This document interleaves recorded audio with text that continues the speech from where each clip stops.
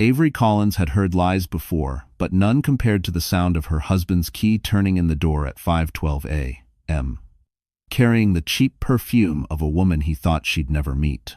The luxury home in Westchester was still wrapped in darkness, its marble floors glowing faintly under the hallway lights.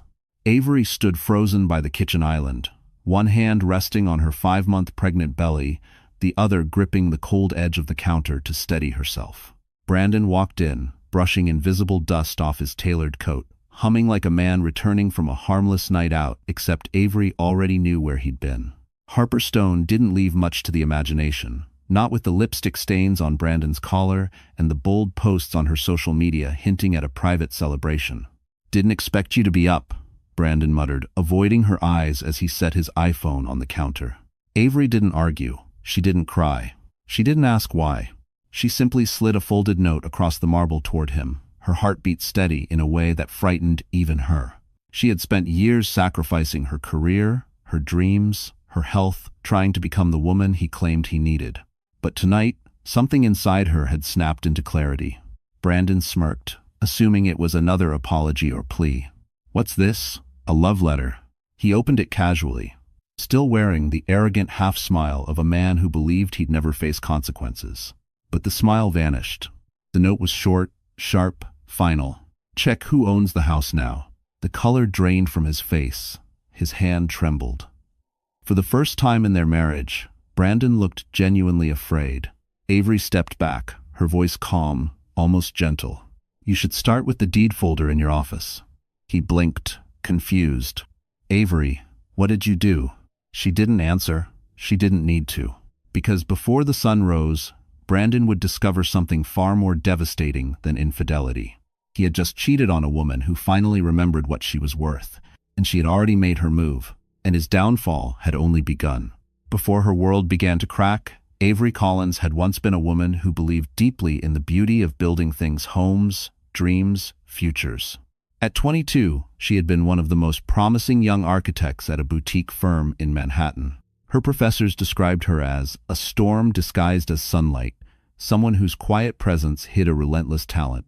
She worked late nights, fueled by ambition and a cardboard cup of Starbucks coffee, sketching floor plans that earned her early recognition.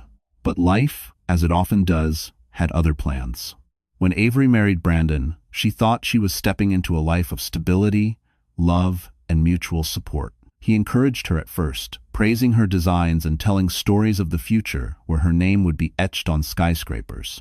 Yet soon after their wedding, his tone changed. He wanted dinner on the table by 6. He wanted her available when he needed her. He wanted her career to slow down for a while, just until he became more established. "Your time will come later," he'd say, kissing her forehead. Later never arrived. 1 year passed, then 2. Her drafting table gathered dust. Her license renewal expired.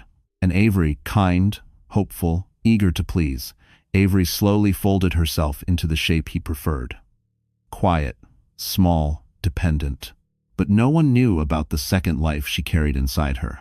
The pregnancy had been both a miracle and a secret. Avery had planned to tell Brandon during a quiet dinner, maybe with a tiny pair of baby socks wrapped inside a gift box. She imagined him smiling, lifting her off the ground, promising to try harder. She imagined their home turning warm again. Instead, she discovered the receipts for hotel rooms, the lingering perfume on his shirts, the late-night work meetings that always ended past midnight. She learned the truth before he even gave her the chance to share hers. And yet, beneath the heartbreak, something unexpected began to rise. An old version of herself she thought had vanished. She dusted off her old MacBook Pro, retrieved her architectural sketches from the closet, reached out to Nathan Reed, someone who once believed in her, even when she had forgotten herself. For the first time in years, Avery felt possibility. She wasn't the fragile wife Brandon assumed she was. She was a woman with talent, inheritance, and the most powerful reason to survive her unborn child. And now, she realized she wasn't just fighting for herself. She was fighting for a future Brandon no longer deserved to be part of. What she did next would shake the foundation of everything he thought he controlled. The Collins residence in Westchester had always been a house built for admiration, not for living. With its sweeping glass facade, manicured lawns, and a driveway lined with soft garden lights. It looked like something pulled straight from an architectural magazine. Neighbors often whispered about its beauty. Strangers slowed down just to take photos. But if walls could talk, this house would have confessed to holding more silence than laughter. Inside, the space was just as pristine, too pristine. The white marble counters, the gray velvet sofas, the towering windows overlooking the lake. Everything was curated to impress Brandon's colleagues, not to comfort his wife. To Avery, the home resembled a gallery of his ambitions, not their shared life. Yet, deep inside the master bedroom closet, tucked into a weathered box, were Avery's old architectural journals, her last link to the woman she used to be. The office where Brandon worked was another world entirely. Located on the 46th floor of a sleek Manhattan tower on Fifth Avenue, it boasted a corner view of the skyline that made visitors gasp. Here, Brandon thrived. The marble conference tables, the hum of financial screens, the clinking of cufflinks and corporate ambition, it was his kingdom. People in the office knew Harper Stone's laugh long before they knew she was his mistress. But the place that truly sparked something inside Avery again wasn't the house or the office. It was Nathan Reed's small but elegant law firm downtown. It smelled faintly of cedar and old books, with soft lamps instead of harsh fluorescents, creating a space where Avery felt seen. Nathan always kept a sketching notebook on his desk, claiming it helped him think, a subtle reminder that he remembered who she was long before she became Mrs. Collins. On weekends, Avery found refuge at a quiet lakeside cafe with wooden tables and a warm fireplace. She would sit with her decaf coffee, sketching designs for homes she once dreamed of building, homes filled with warmth, not wealth. Here, for the first time in years, she began to imagine a life beyond Brandon's shadow. But as peaceful as these places were, they were all about to change. Because Brandon's world, his office, his reputation, even the home he proudly flaunted, rested on a secret foundation Avery now had control over. And once he discovered the truth written in that note, every space he ever claimed would become a battlefield. What Brandon did next would ignite a storm none of them were prepared for. Brandon Collins was the kind of man who walked into a room and expected the world to shift around him. In Manhattan's corporate circles, he was known for his sharp suits, sharper tongue, and a charisma that masked a ruthless hunger for control.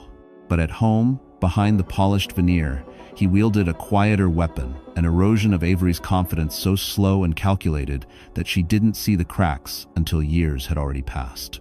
He hadn't always been this cruel. In the beginning, Brandon was charming, attentive, even gentle. But power has a way of revealing what a man truly values, and Brandon valued only two things: admiration and dominance. When Avery's dreams began to shine too brightly, he dimmed them. When she expressed worry about his late nights, he twisted her words into accusations.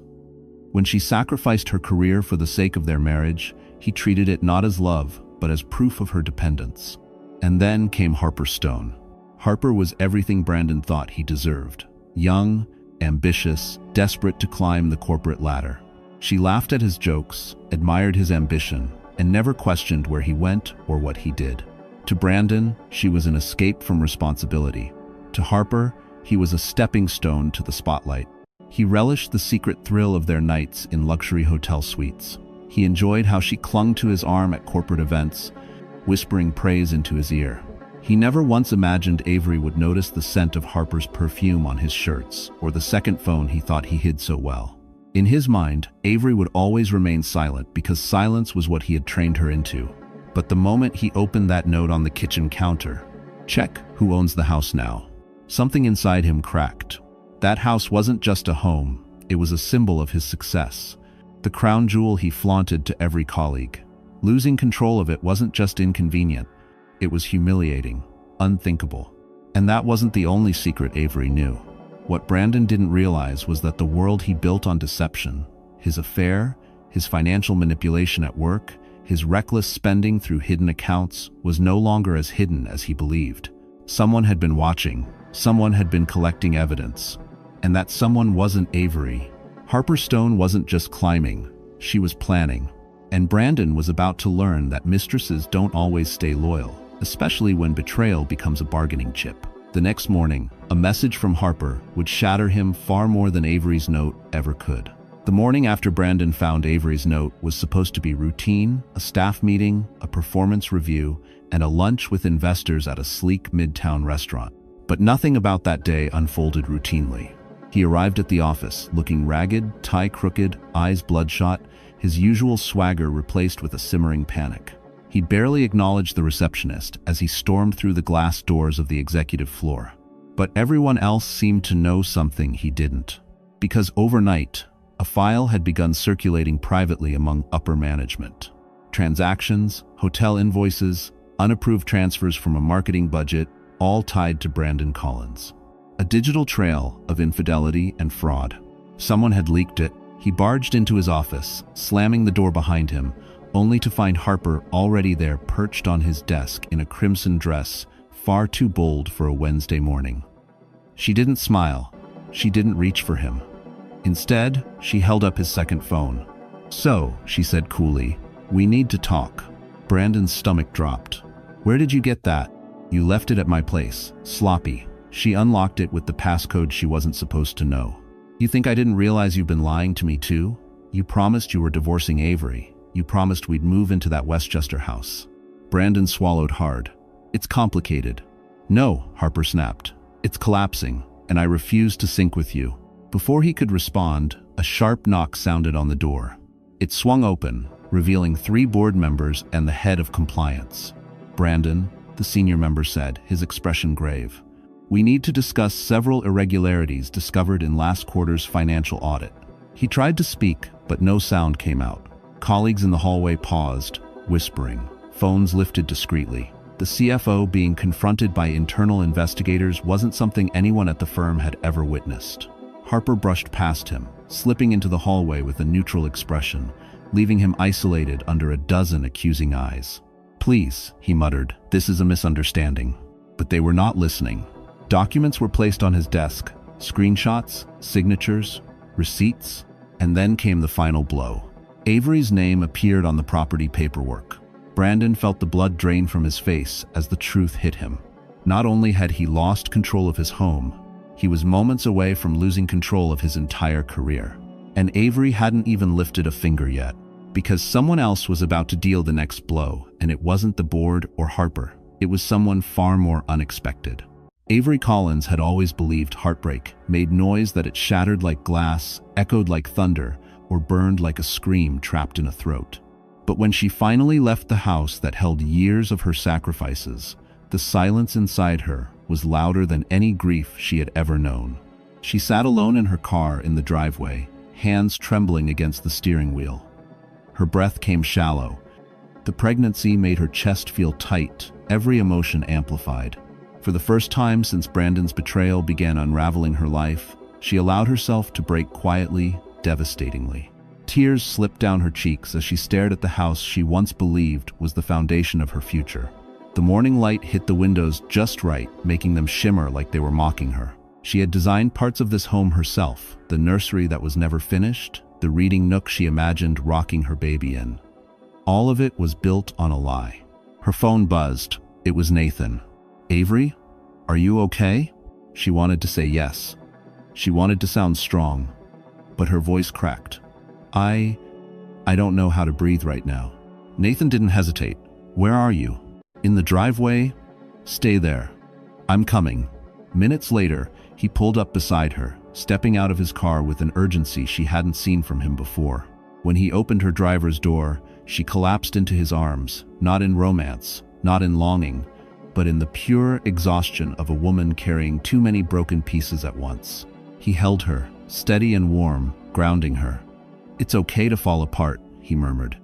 "You've been strong for too long." It was the first time in months she felt safe enough to cry freely. Her body shook as she let out everything she had been forcing down: the betrayal, the fear of raising a child alone, the humiliation of loving a man who never loved her back, the dread of what might come next. Nathan didn't rush her. He didn't offer false promises. He simply stayed beside her until the shaking stopped. When she finally pulled away, wiping her tears, he studied her with a gentleness she wasn't used to receiving. "Avery," he said softly, "there's something you need to know. Something about Brandon." Her heart thudded painfully. "What now?" Nathan glanced toward the house, then back at her. He's in deeper trouble than you realize. And what's coming? You need to be prepared for it." Avery swallowed hard. "How bad is it?" Nathan hesitated, then told her. And the truth was worse than anything Brandon had done to her personally. Avery watched Nathan carefully, searching his expression for any hint of exaggeration. But Nathan Reed was not a man prone to dramatics. If anything, he always softened harsh truths. So the fact that his eyes were tense, his jaw tight, told her everything she needed to know before he even spoke. "Avery, Brandon didn't just misuse company funds," Nathan began quietly. "He committed fraud. Large-scale fraud. And someone has been gathering evidence for months." Her breath caught. "Who?" "That's the second twist," Nathan said. "It isn't the company. It isn't a board member. It's Harper." Avery blinked. "His mistress?" Nathan nodded. "She's been siphoning every scandalous detail to save herself. And to leverage him, she planned to blackmail him into giving her your house, your assets, everything she thinks she deserves." Avery felt a cold wave slide down her spine. The thought of Harper lounging in her unfinished nursery made her stomach twist. "But that's not all," Nathan continued. "The firm has already flagged Brandon's accounts. They're investigating, quietly for now." "For now," Avery whispered. "Meaning soon it won't be quiet." "Exactly," Nathan said. "And when the truth becomes public, his entire life will implode.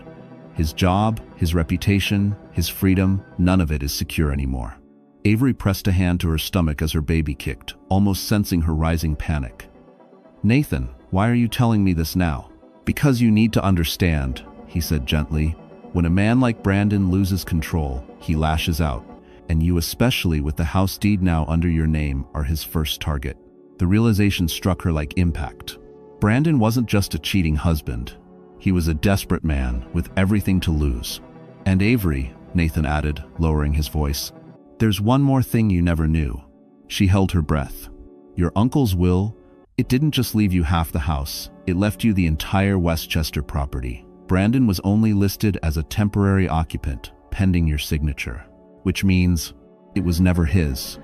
Avery finished, shock settling over her. "Not for a single day," Nathan confirmed. Avery's world tilted. Everything she thought had been shared wasn't. Brandon had built his arrogance on an illusion. But before she could process the revelation, her phone buzzed violently. A message from an unknown number. 3 words. 3 words that made Avery's heart drop into her stomach. "He's coming home." Avery Collins had spent years shrinking herself to fit into Brandon's world. But now, as she stood in front of the mirror in Nathan Reed's guest room, the place she ran to after the message warned her Brandon was coming home, she felt something she hadn't felt in a long time. Control. Her eyes were still red from crying, but beneath the exhaustion was a quiet fire. The kind that doesn't burn wildly, but steadily, purposefully. The kind that rebuilds. Nathan had left her a neatly folded set of clothes on the chair. A soft cream sweater, dark maternity jeans, and a pair of black ankle boots, simple, comfortable, but somehow still powerful. Next to them sat a leather folder containing all the documents she needed to legally secure the house, her inheritance, and protection for herself and the baby. "Take your time," Nathan had said earlier.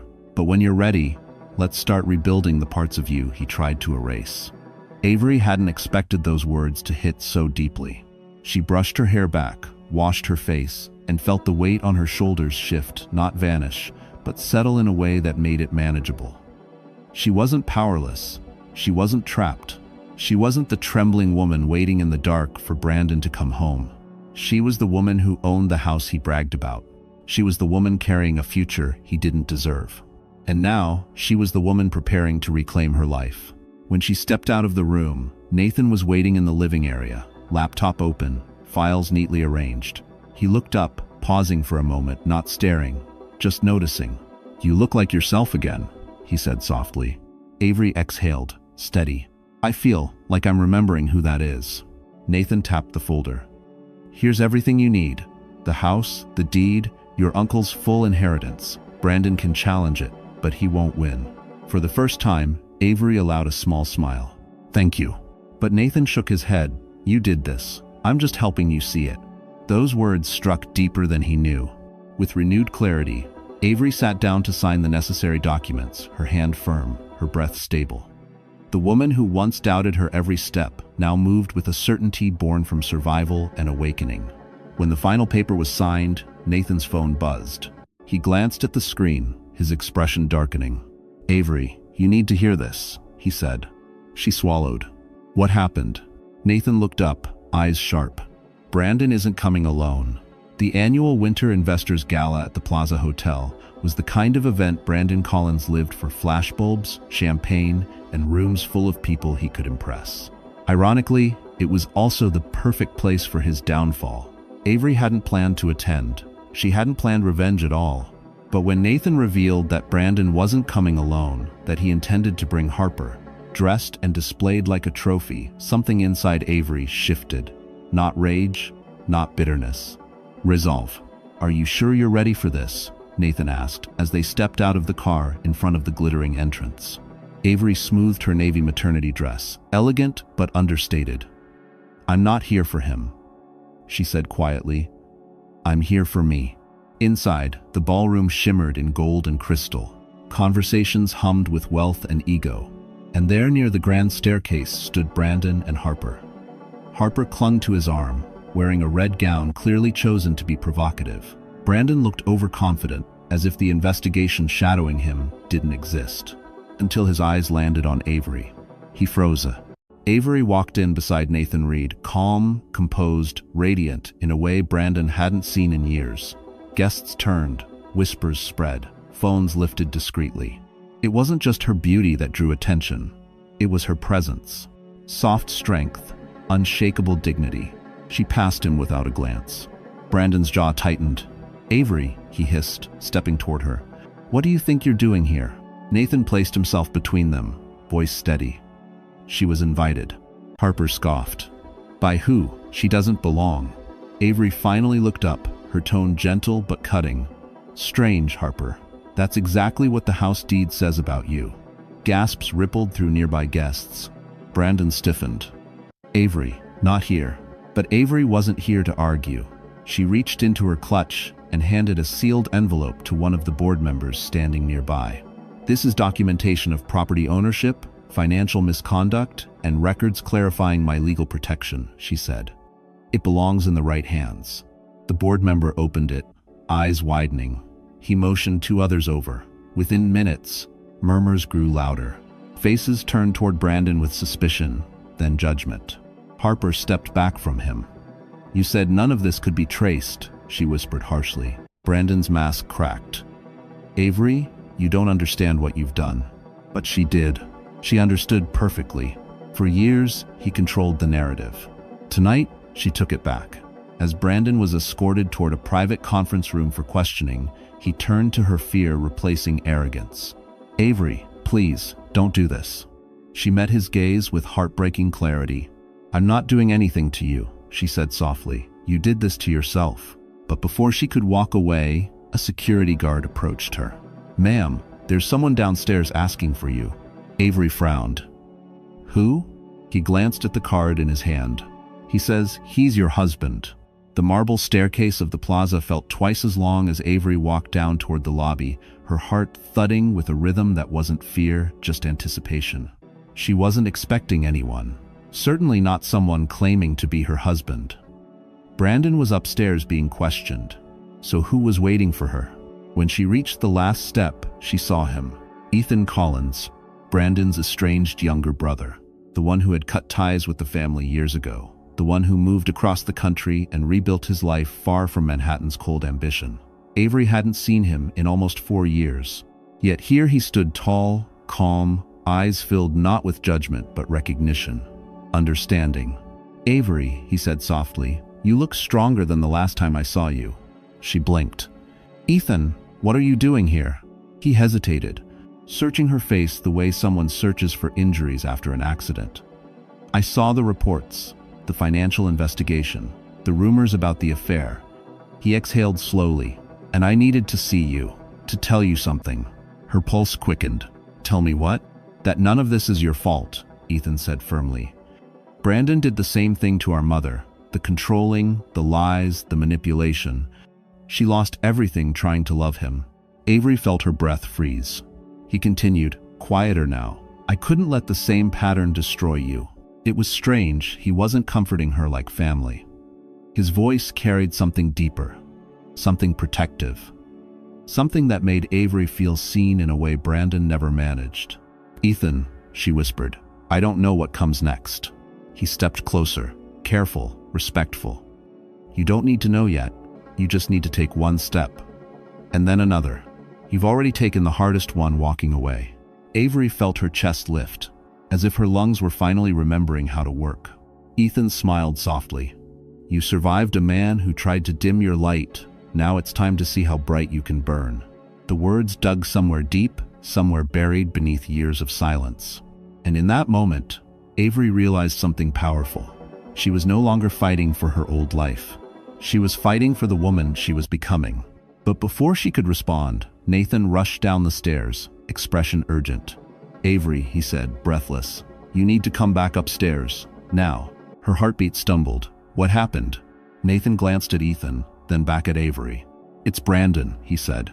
The board made their decision, and what he did next, security had to intervene. Avery steadied herself. What did he do? Nathan swallowed. He demanded to speak to you, and he's threatening to reveal something that could change everything. The moment Avery stepped back into the gilded hallway outside the Plaza Ballroom, she felt it pressure thick as fog, tension humming under the chandeliers. Security guards stood near a private conference room, their radios buzzing with low, clipped whispers. Nathan walked beside her, steady but grim. Ethan followed a few steps behind, his jaw tight, eyes sharp. Inside the room, Brandon looked nothing like the polished executive who strutted through boardrooms. His tie hung loose, his hair disheveled, and anger pulsed off him in waves. The board members kept their distance, as if standing too close might pull them into his downfall. The moment he saw Avery, his expression shifted. Rage, desperation, humiliation all colliding. There she is, Brandon snapped. The woman who ruined my life. Avery inhaled slowly. Brandon, you ruined your own life. He slammed his fist against the table, making several people jump. You don't understand, he shouted. I know things that will destroy everything you think you've built since leaving me. Nathan stepped forward. Brandon, that's enough. But Brandon's gaze was locked on Avery, wild and fraying. You think you're so righteous, so pure? You think the board will keep you safe? He laughed bitterly. Newsflash, your precious uncle didn't leave you that house out of love. Avery's breath stilled. What are you talking about?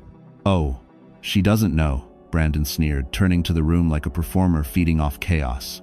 Her beloved uncle wasn't the saint she thinks he was.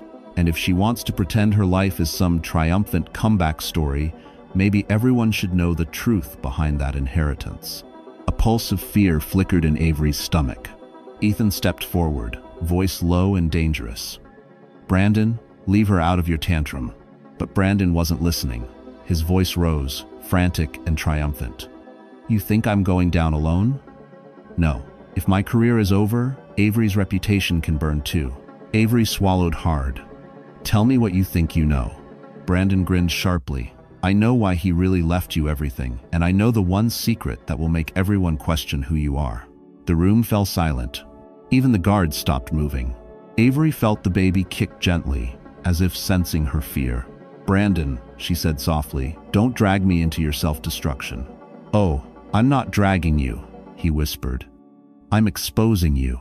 He leaned forward, eyes burning. And once I say it out loud, nothing about your past or your future will ever be the same. Avery's heart pounded. Nathan moved closer. Ethan clenched his fists. Brandon opened his mouth to speak. And that's when someone else burst into the room with the one truth none of them saw coming. The door burst open with a force that made everyone turn. A woman stepped inside, small, composed, and dressed in a charcoal gray suit that radiated authority. Her presence silenced the room instantly. It was Marian Locke, Avery's uncle's former estate attorney. Avery's breath hitched. She hadn't seen Marian since the funeral. Marian didn't acknowledge Brandon. She walked straight toward Avery, placing a protective hand on her shoulder. Before anyone says another word, Marian said calmly, we need to correct a few dangerous misunderstandings. Brandon scoffed. Oh, perfect. Another lawyer protecting her. But Marion cut him off with a cold, devastating smile. "Mr. Collins, I'm not here to protect Avery. I'm here to correct you." The board members straightened. Even security leaned in.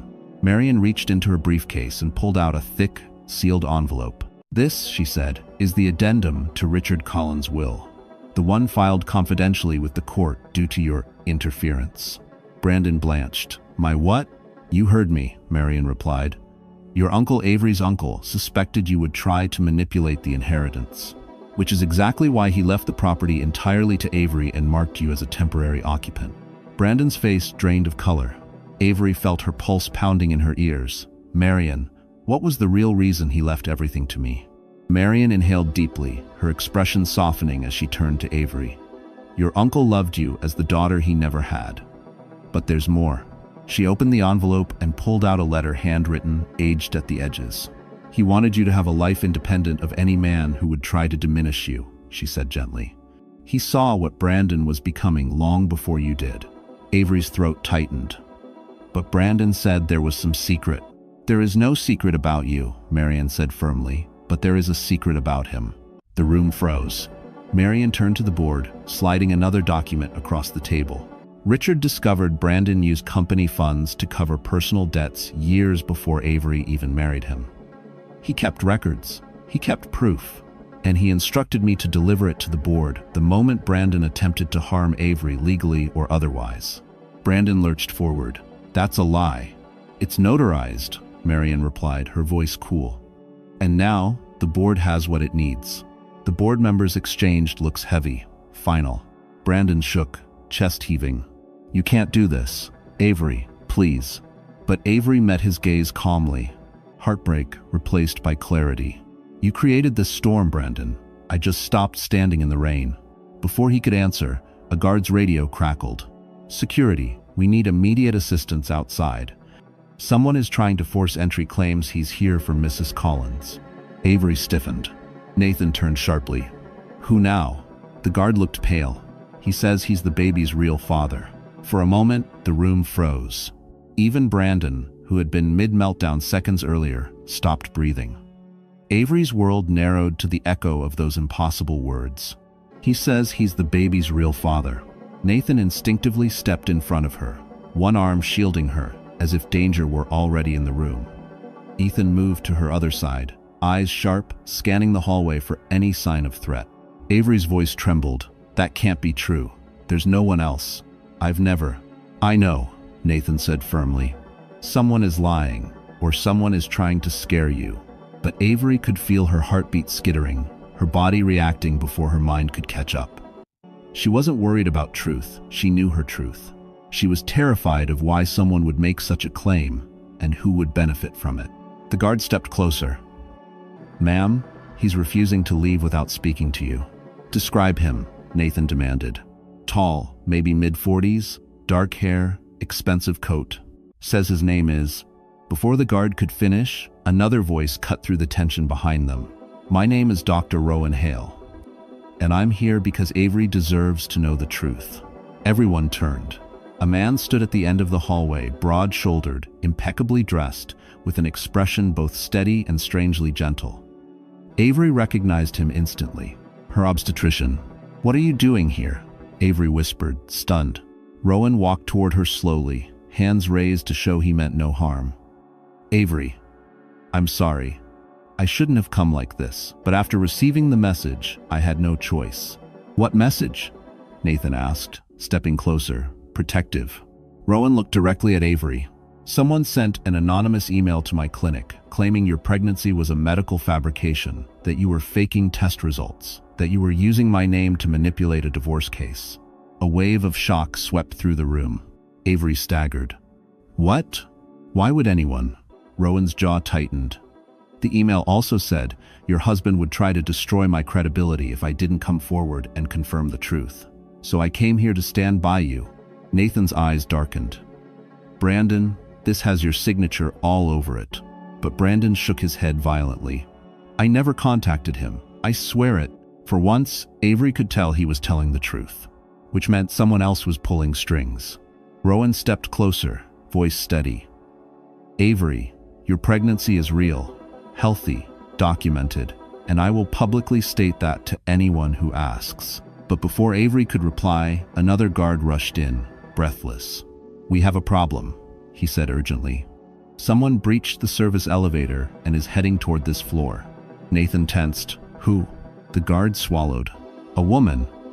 And she says she has proof that will finish what Harper started."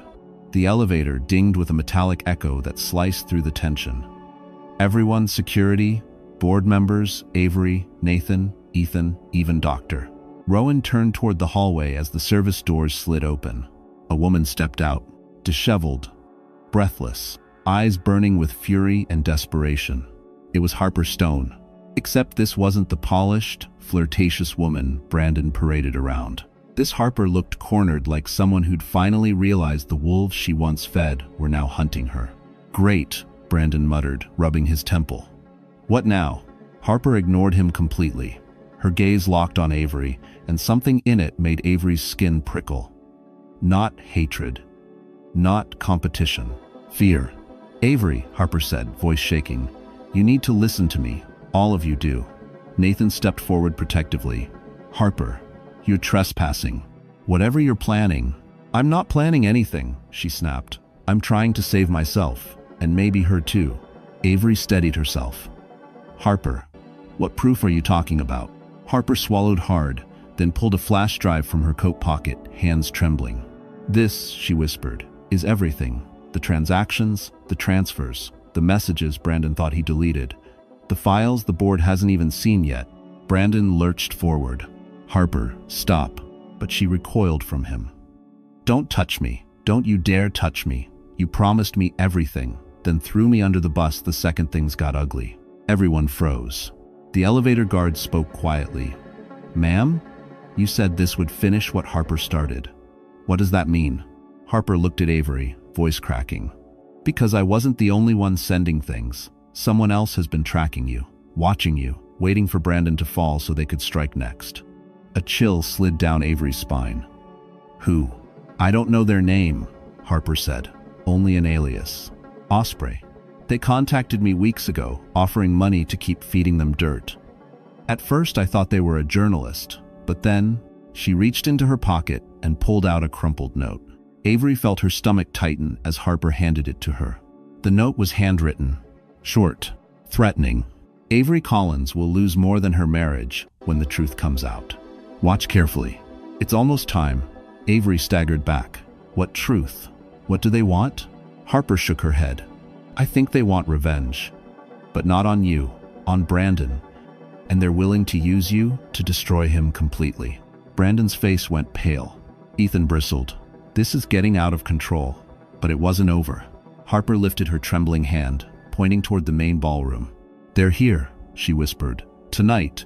And if you don't act fast, something terrible is going to happen." Avery felt the floor drop beneath her. Nathan grabbed her arm. "Avery, don't panic. We'll handle this."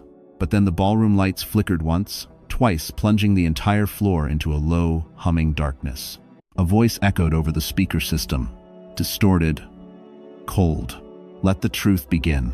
The blackout lasted only 3 seconds, but the chaos it unleashed felt endless. When the lights flickered back on, the ballroom of the plaza was no longer a glamorous sanctuary. Guests murmured nervously, clutching their champagne flutes. Security scrambled with radios pressed to their ears. The soft music that once filled the room was replaced by a low hum of confusion and fear. Avery felt Nathan's hand tighten around her arm protectively. Ethan positioned himself on her other side, creating a shield around her swollen belly. Dr. Rowan scanned the exits with clinical precision. Harper hovered behind them, shaking so violently she had to hold onto a pillar to stay upright. Then the speakers crackled again. A distorted voice spilled through the room, sharp and jagged. "Tonight isn't about Avery Collins. It's about accountability." Brandon stiffened, his bravado evaporating. He looked smaller than Avery had ever seen him, cornered, exposed. Nathan whispered, "They're here for him. Someone wants him destroyed publicly." But Avery felt no satisfaction in that moment. Only dread. Because someone willing to orchestrate this kind of spectacle wasn't just seeking justice, they wanted an audience. Security rushed toward the stage as a massive projector screen flickered to life. No one had turned it on. No one touched the controls. A file appeared, titled simply, "The Collins Dossier." Brandon lunged forward. "Turn it off, now," but the screen ignored him. One by one, documents flashed. Unapproved transfers, laundered funds, emails between Brandon and Harper arranging company-paid hotel suites, threatening messages to junior employees, a falsified quarterly statement. Gasps rippled across the room like shockwaves. Harper covered her mouth. "Oh my God, I didn't leak those. I swear I didn't leak those." But whoever Osprey was, they had every piece. And they wanted the world to see. Then the screen shifted to a grainy photo. A man at a desk. Brandon, signing papers he'd sworn never existed. Ethan exhaled sharply. "Is that?" "Fraudulent loan approvals," Nathan answered grimly. "This is enough to put him away for years." Brandon turned to Avery, eyes wild. "You did this. You and your precious lawyer. You built this trap." Avery stepped back, shaken. "Brandon, I had nothing to do with." Before she could finish, the projector cut to black. A final message appeared. And now, the last truth. A spotlight snapped on from the balcony above. Someone stepped forward. A hooded figure, holding a folder. Nathan whispered, "Avery, don't look. This could be dangerous." But the figure spoke clear, chilling, unmasked by distortion. "Avery Collins deserves the truth about the man she married." They opened the folder. This is the secret Brandon tried hardest to bury. The hooded figure stood on the balcony as every head in the ballroom tilted upward, the tension tightening like a rope around the room's collective throat. Avery felt her pulse hammer in her ears, each beat syncing with the flickering spotlight illuminating the stranger's silhouette. Nathan moved subtly in front of her. Ethan edged closer. Harper clung to the back wall like she wished she could disappear into it. Brandon looked as if the ground beneath him had opened. The figure lifted the folder. "Avery Collins," the voice called steady, unhurried, almost sympathetic. "You deserve to know the truth about the man who tried to destroy you." Avery swallowed hard. "What truth?" The figure held up a document. "This," they said, "is the original report your uncle filed, the one Brandon tried to erase, the one he didn't want anyone, especially you, to ever see." A murmur rippled across the ballroom. Brandon snapped, "Don't you dare." But the figure continued. "Years ago, before you and Brandon married, your uncle Richard discovered Brandon was using your identity." Avery's breath faltered. "My identity? For what?" Nathan stiffened beside her. Ethan whispered, "Avery, brace yourself." The figure stepped closer to the railing. "To open credit lines, to take loans, to fund investments he didn't want traced." At first, he used small accounts, then larger ones, all while claiming he was helping you build credit. Avery felt the room tilt. The figure's voice grew sharper. And when Richard confronted him, Brandon threatened him. Told him to stay out of your marriage. Told him you would never believe anyone over him. The room gasped. Even Harper's jaw dropped. "Brandon, you told me you never touched her finances." Brandon's face contorted. "She wasn't supposed to find out." The figure raised another paper. "This is the proof. Forged signatures, IP logs, timestamps, and transfers tying it all back to Brandon. Richard collected everything. He was preparing to report him until his sudden death." Avery whispered, No, he wouldn't." Nathan touched her arm gently. "Avery, look at me. This wasn't your fault." But the figure wasn't done. "It gets worse," they said quietly. "Because Brandon isn't just guilty of financial fraud." They held up a final envelope. "He attempted to block the transfer of the Westchester estate to you. He filed a sealed petition, claiming you were mentally unfit to manage property." Avery staggered, one hand gripping her stomach. Brandon shouted, panicked, "I never filed it. I only drafted it. They weren't supposed to find that." The figure opened the envelope slowly, deliberately. "And now," they said, "the world will see exactly who Brandon Collins is." Security began rushing the balcony. The figure stepped back and removed the hood. A collective gasp tore through the room. Avery felt her knees weaken. It was someone she knew, someone she trusted, someone she never imagined would stand against Brandon, or for her. The hood fell away, and for a moment Avery forgot how to breathe. Standing on the balcony, calm, composed, and unmistakably real, was Marian Locke, the estate attorney who had appeared earlier. But the woman before them now wasn't the respectful, polished professional Avery had known for years. She was someone else. Someone sharper. Someone who had been playing a much deeper game. "Marion," Avery whispered. "Why would you?" Marion raised a hand gently, silencing her. "I never stood against you, Avery," she said. "I stood between you and the man who tried to dismantle everything you were meant to inherit." The board members murmured. Harper sank onto a chair, stunned. Nathan's shoulders tensed as he pieced things together. Ethan's fists clenched in quiet fury. Marion continued, her voice steady. "I have been tracking Brandon's actions for years. Richard asked me to protect you, not just legally, but entirely. He suspected Brandon's nature long before anyone else did. After Richard's death, I continued gathering evidence, waiting for the moment Brandon would reveal his true intentions." Brandon laughed harshly. "You're insane. You think anyone will believe?" But Marion cut him off. "Believe? Everything is time-stamped, authenticated, notarized. Your signature is everywhere, Brandon. Your threats, your forged documents, your financial crimes. You built your own downfall." The projector screen confirmed her words, highlighting Brandon's signature across multiple fraudulent pages. Brandon lunged toward the balcony, but security intercepted him instantly. Avery felt her strength return piece by piece. "Marion, why didn't you tell me any of this earlier?" Marion's expression softened. "Because you weren't ready. You needed to leave him on your terms, not because someone forced the truth on you." Avery blinked at her, tears forming not of pain, but of recognition. For the first time in a long time, someone had protected her without expecting anything in return. Marion stepped down the staircase toward her. "And now," she said, "the law and the truth are fully in your hands." Before Avery could reply, Brandon let out a guttural roar from behind the guards. "This isn't over. You think you can destroy me? You think she's better than me? Avery is nothing without me. She." Nathan stepped forward, fierce and unwavering. "Say her name one more time like that, and you'll regret it." But Brandon wasn't listening. His eyes were wild, fixed on Avery. "You think you've won?" he spat. "You think this ends tonight?" Avery met his gaze, calm and unshaken. "No, Brandon. You ended this." Silence settled heavy over the room. Then suddenly, a scream erupted from the back of the ballroom. Someone collapsed onto the floor. Ethan whipped around. "Everyone move." Security rushed. Avery froze as the crowd parted, revealing a person holding a bloody envelope addressed to her.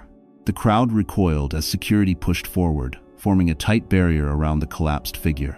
Avery's pulse hammered violently, her breath slipping into shallow bursts.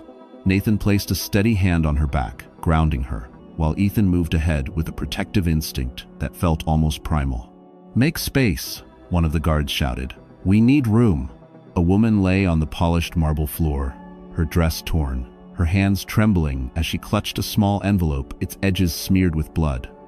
Not hers, someone else's. Avery recognized her.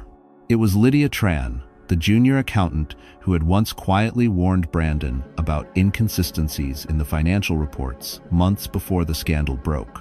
A woman Brandon had humiliated publicly in a meeting, calling her incompetent before dismissing her entirely.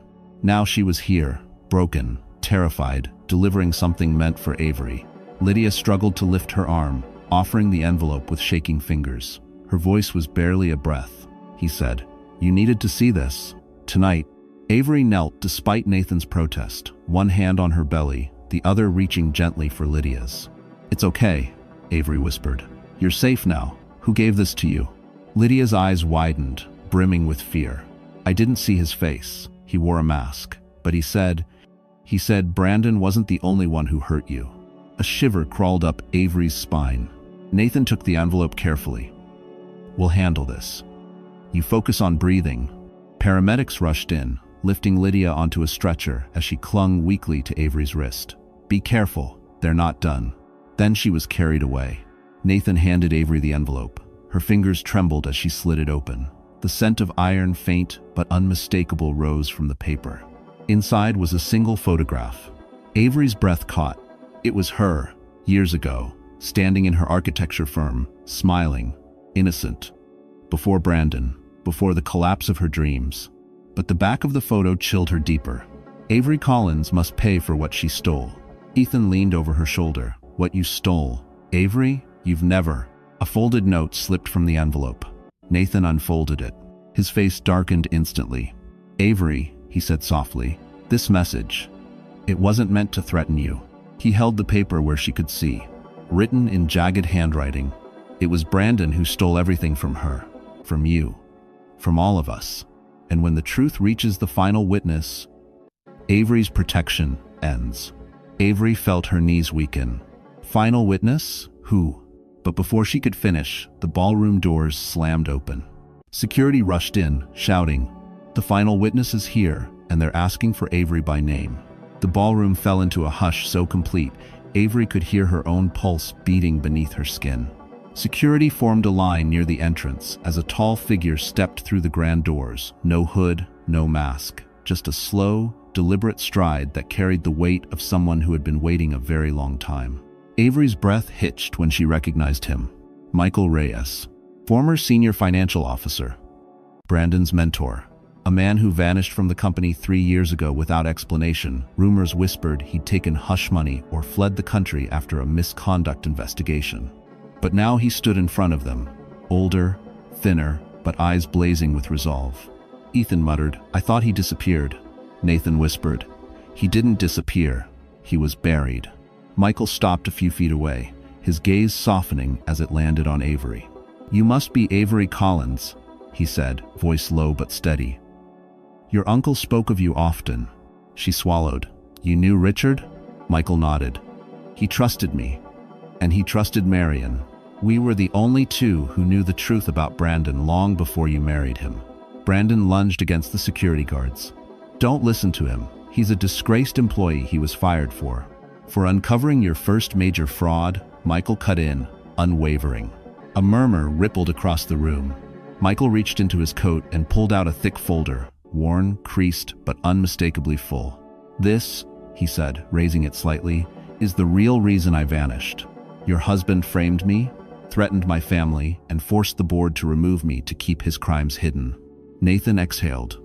"My God." Avery felt her chest tighten. "Why come back now?" Michael looked at her with a mixture of regret and determination. "Because Richard made me promise that when the final witness," he nodded toward himself, "was ready to speak, I would bring the last piece of the truth to you." He handed the folder to Marion, who scanned the top documents and froze. "Brandon didn't just forge signatures," she whispered. "He transferred debt into Avery's name before they were even married." Gasps erupted.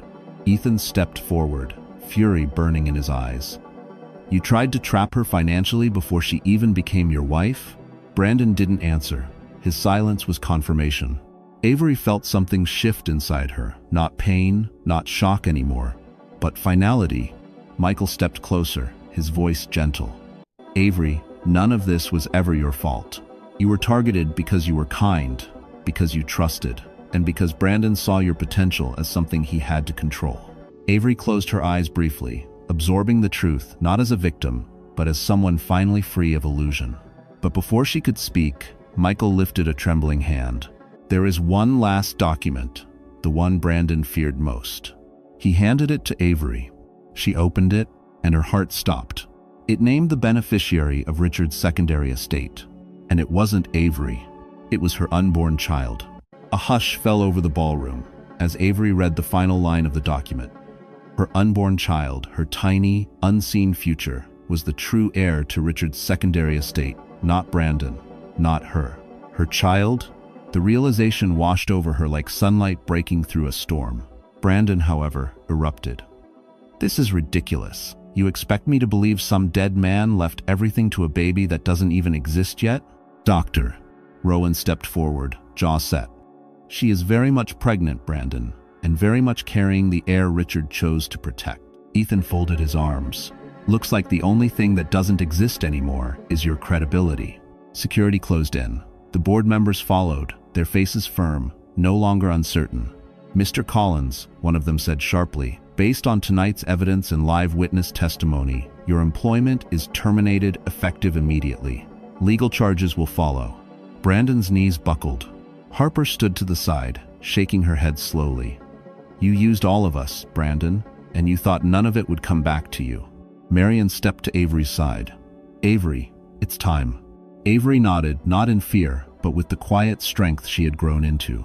"Security," she said softly. "Please escort him out. I don't want him near me again." Brandon looked at her for the last time, rage, fear, disbelief flickering across his face. "Avery, you can't do this to me. You owe me." She stopped him with a single sentence. "I owe you nothing." With that, Brandon Collins was removed from the gala he once ruled over, dragged past the people he had manipulated, the colleagues he had deceived, the life he had pretended to own. His downfall wasn't explosive. It was complete. When the doors shut behind him, Avery felt a weight lift, one she'd carried for years without realizing. Nathan stepped closer, his voice warm. "It's over, Avery," Ethan added gently. "Now you get to start living." Dr. Rowan smiled softly. "And your child will be safe."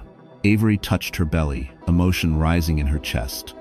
For the first time, she imagined a life built on her own terms, without fear, without control, without pretending. A life where love could be gentle. Nathan reached for her hand, not demanding, not assuming, just offering. "Avery, when you're ready, I would like to be part of that new life." She didn't answer with words. She squeezed his hand, because she was ready. And as she looked at the people who stood with her, Nathan, Ethan, Marion, Rowan, Avery understood something deep, steady, and profoundly real. Strength wasn't born from never breaking. It was born from choosing to rise anyway. And tonight, she rose. Well, that's it, my wonderful friends. Our story has finally come to a close. And if you're still here with me, listening all the way to this moment, then something in Avery's journey must have touched your heart in a very real way. Maybe it reminded you of your own strength, or maybe it whispered a truth you needed to hear today. You know, the Stoics used to say, you have power over your mind, not outside events. Real strength begins there. And Avery's story shows exactly that. Healing doesn't come from the world suddenly becoming kinder. It comes from finding the part of yourself that refuses to break. Marcus Aurelius also wrote, "What stands in the way becomes the way." Every betrayal, every heartbreak, every fall became the very steps that led Avery toward freedom. So if you're standing in your own storm right now, remember, you're not defined by what hurt you. You're defined by what you choose next. And hey, if this story made you feel something, even just a little, do me one small favor. Like the video, share it with someone who might need it, and subscribe to the channel so you don't miss what comes next. We're healing together here. You're not alone.